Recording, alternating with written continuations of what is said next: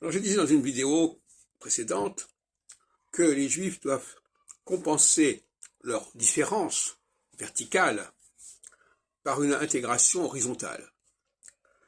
Ce qui veut dire qu'ils doivent être parfaitement intégrés en profondeur et de longue date dans le pays donné, ce qui leur permet d'apporter des critiques intéressantes. Parce que quand on est étranger, on a un rapport avec la société qui est assez superficiel par définition, qui est assez caricatural. On ne voit pas, on est dans un processus d'intégration, d'assimilation, qui ne permet pas de véritablement développer un processus critique, ou alors on va être soit dans des critiques superficielles, soit des critiques beaucoup trop grossières, qui ne collent pas, qui ne correspondent pas, qui ne frappent pas.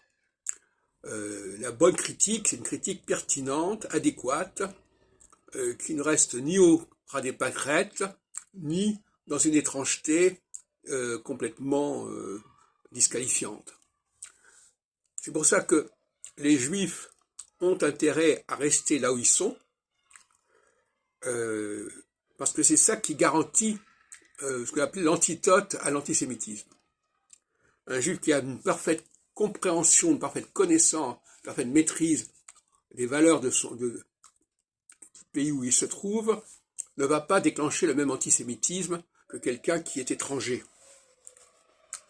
Et par conséquent, on ne va pas jouer sur le fait que, bon, du moment qu'on est juif, on est pareil. Non, il y a les juifs qui sont étrangers, et en France, malheureusement, la communauté est marquée par cela, qu'elles viennent d'Afrique du Nord, ils sont comme des étrangers quelque part, quel que soit l'aspect juridique, dont on sait qu'il a été un petit peu mis en place par le décret Crémieux, mais ça ne change pas fondamentalement les choses, ou par des gens qui viennent de Turquie ou de Pologne, etc. Tous ces afflux-là ont plutôt exacerbé l'antisémitisme qu'autre chose, notamment dans l'entre-deux-guerres, où la France a accueilli beaucoup de monde de ce genre. Mais le paradoxe, c'est que l'immigration juive doit être contrôlée beaucoup plus que l'immigration non juive.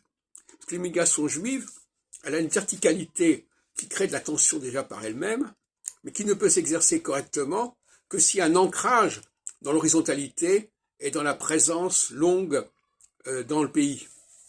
Et ce sont deux conditions, ce sont des conditions qu'il faut respecter, et si elles ne sont pas respectées, ça crée quelque chose qui ne va pas fonctionner correctement.